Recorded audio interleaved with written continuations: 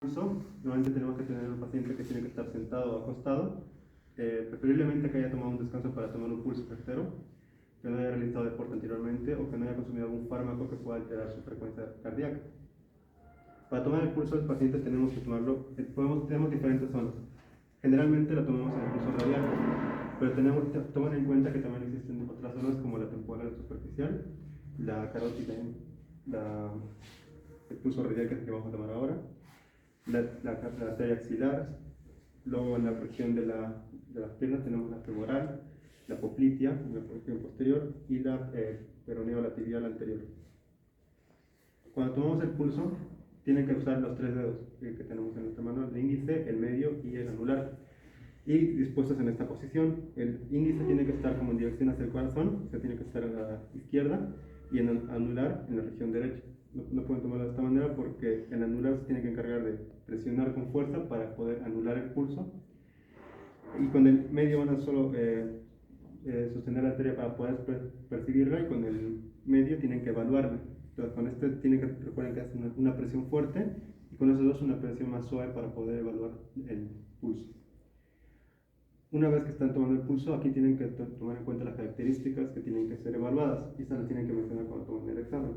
Tienen que primero evaluar que exista el pulso, y ahí después tienen que evaluar la frecuencia, y por eso se ayudan de su reloj o de un cronómetro que presenten, y tienen que evaluar por 60 segundos, por un minuto. No, generalmente la frecuencia, ¿alguien sabe cuánto es la frecuencia normal del pulso? 60-100. Ok, de 60 a 100. Entonces tiene que estar dentro de ese rango. Si ustedes están apresurados y no pueden tomarlo durante un minuto, pueden acortar el tiempo y tomarlo en 30 segundos, y el resultado multiplicado por 2. Y si están con mucho menos tiempo, pero sienten que el pulso es regular, pueden tomarlo por 15 segundos y multiplicarlo por 4. Solo si el pulso es regular. Si lo ven nota irregular, ya no se puede hacer de esta manera. Y lo toman de esta manera. Después de evaluar la frecuencia, tienen que evaluar también el ritmo. El ritmo se refiere a que de una onda a otra onda debe ser igual, mantengan un ritmo constante.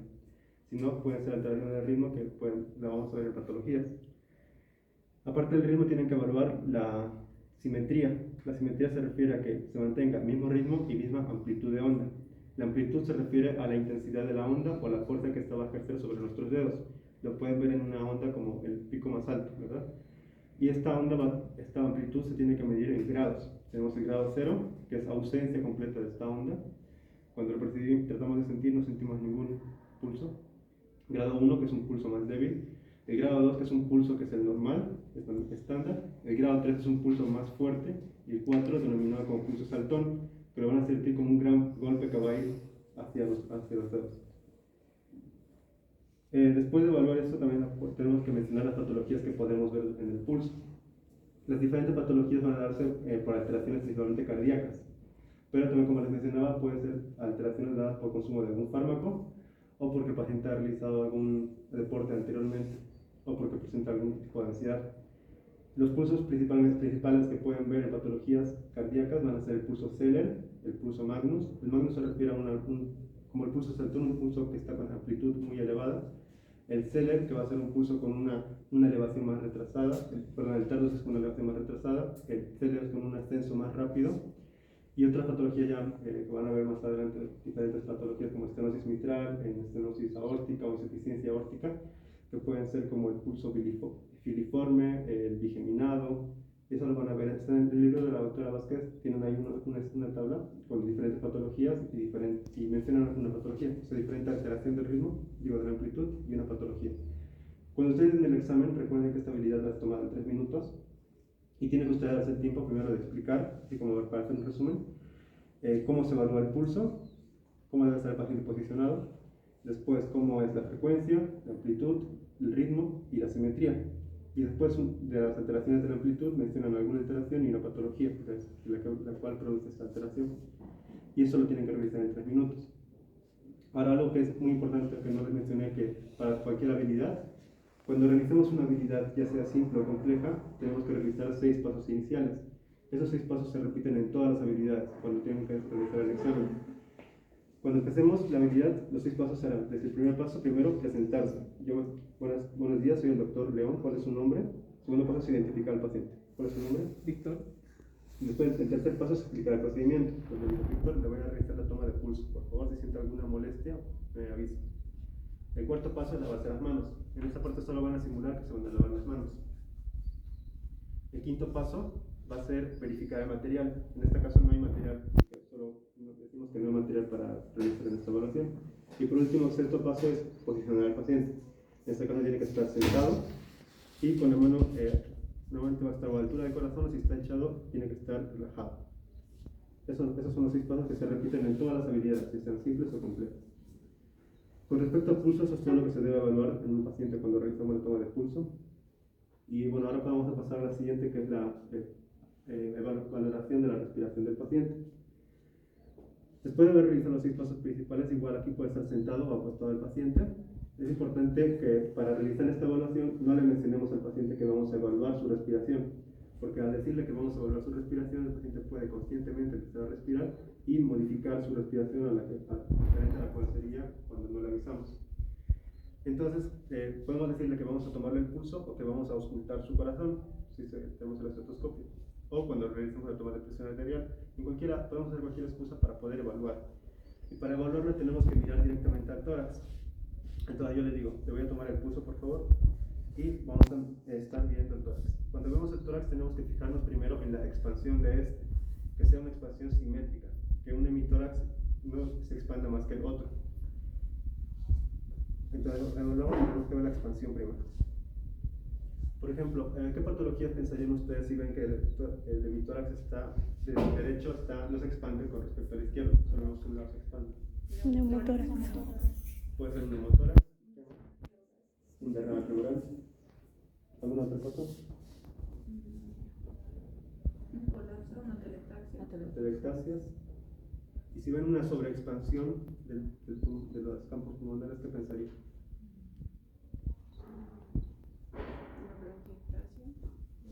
Si se mantiene igual momento. Si ven una expansión que está exagerada. Puede ser presión abdominal, una enfermedad crónica. Puede ser por algún síndrome asmático o Acumulación de un campo pulmonar. y si ven que, bueno, sí, eso principalmente. Entonces, va a ser primero la expansión, ¿verdad? Después de hacer la expansión, tiene que ver el tipo de respiración. Tienen que evaluarlo porque en pacientes masculinos y femeninos difiere el tipo de respiración. En pacientes masculinos es un tipo de respiración que es costo-abdominal. Entonces van a ver que se expanden las costillas y también van a ver que se abomba y se retrae el abdomen. En las mujeres es solo costal superior, no ocurre lo del abdomen, solo se expanden la parrilla costal. Y luego en niños es diferente porque en niños solo va a ser abdominal. Después de ver los tipos de respiraciones, aquí ya evalúan lo que hemos visto en pulso: frecuencia, amplitud y ritmo. Cuando evalúan la frecuencia, ¿se acuerdan cuánto es la frecuencia normal de la respiración? De 12 a 20 o de 12 a 24 según el agente. Generalmente los libros dicen de 12 a 20. Si no recuerdo mal, el libro de la gente menciona que esto puede ser 24. Tengan cuidado cuando mencionan alguna bibliografía, porque generalmente está más aceptado que sea de 12 a 20. Entonces, las alteraciones que vamos a ver menores a 12 van a ser denominadas como bradipnea, y las que estén por encima es taquipnea. Después vamos a evaluar el ritmo, y simulando que estamos tomando el pulso, decimos que el ritmo tiene que ser una respiración igual a la siguiente. La respiración puede durar un poco más que la expiración, entonces ese patrón de respiración debe ser igual al siguiente.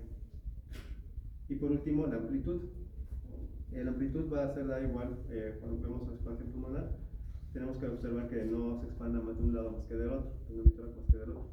Y finalmente el ritmo, que les mencionaba que debe ser igual al otro, tiene diferentes alteraciones que podemos observar. Antes, perdón, en la amplitud. Una amplitud aumentada o disminuida tiene igual un nombre. Cuando una amplitud disminuida, también se denomina como una respiración superficial, se denomina hipopnea. Y cuando es una amplitud más aumentada, puede ser denominada hiperpnea o batipnea. Este igual se denomina como una respiración más profunda. Y al final el ritmo, cuando lo evaluamos y vemos que hay una alteración del patrón rítmico, tenemos que observar cómo es este patrón rítmico. Tenemos diferentes alteraciones determinadas por nombres, como la primera, la respiración de Cheyne-Stokes. ¿Se acuerdan? Eso ya lleva. A ver, dime por favor cómo es la respiración de Cheyne-Stokes. Es una que va aumentando en frecuencia y en amplitud y luego va disminuyendo hasta que tiene episodios de apnea ese es un patrón periódico porque se repite este mismo patrón de una respiración a la siguiente. Entonces, es una respiración que va ascendiente en amplitud, luego desciende y tiene un periodo de apnea que va a durar de entre 10 a 30 segundos y luego vuelve a hacer otra vez. Ascendente, descendente, apnea, ascendente, descendente y apnea. ¿Y saben por qué patologías se pueden dar? Insuficiencia cardíaca. ¿Qué más?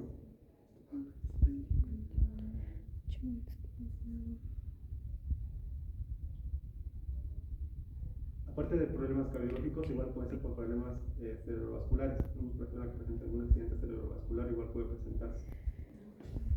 Después otro tipo de patrón respiratorio, el de Kussmaul. ¿Alguien me puede decir cómo es? Hilda. Durante cada inspiración hay una ingurgitación tubular. Puede haber, pero el patrón respiratorio principalmente, ¿cómo es? ¿Alguien se acuerda? Natalia. Es el aumento de la amplitud y la frecuencia. ¿Qué más?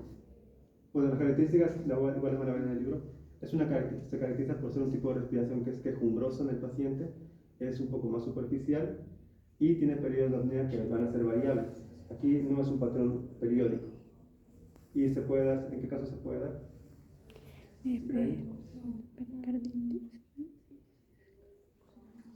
Como es un tipo de respiración más superficial, se puede dar en pacientes que presentan algún tipo de acidosis, que es una acidosis urémica o una diabetes. Luego tenemos la respiración del tipo de Biot. ¿Alguien sabe cómo es? La de Biot está caracterizada por ser desorganizada, no presenta un patrón periódico, sino que es un tipo de respiración que puede ser primero un poco más profunda, luego un poco superficial, luego tener periodos de apnea variables sin seguir un patrón. Y esta va a estar dada en pacientes que pueden presentar algún traumatismo.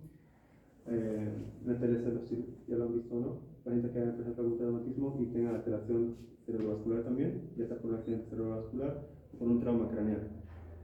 Y por último, la respiración atáxica, que esta sí es completamente desorganizada. Van a ver un paciente que está con periodos de respiraciones que oscilan mucho entre superficial y profunda, con una frecuencia bastante aumentada y un ritmo, periodos de apnea que van a ser también muy variables. No presentan ningún tipo de patrón a seguir, muy variable a la atáxica. Igual se puede dar en pacientes que han presentado algún traumatismo, accidentes de carros, y se hayan golpeado la cabeza, entonces tengan alguna alteración del sistema nervioso central. Y puede ser afectada igual, como les mencionaba, accidentes cerebrovasculares, por traumas craneales o alguna meningoencefalitis. Eso principalmente.